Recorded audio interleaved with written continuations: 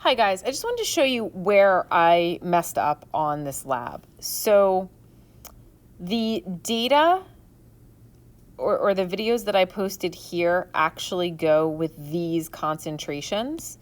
And then the videos that I posted here actually go with these concentrations. Okay, so you're totally allowed to do it as written.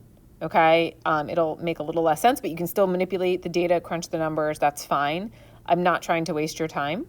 Okay, but if you kind of already figured it out and you just wanted confirmation that I really screwed up, or you do want to do it the correct way, now you at least kind of know what I'm talking about. I think the easiest thing to do would actually just be to cross out all of these and then write in these concentrations.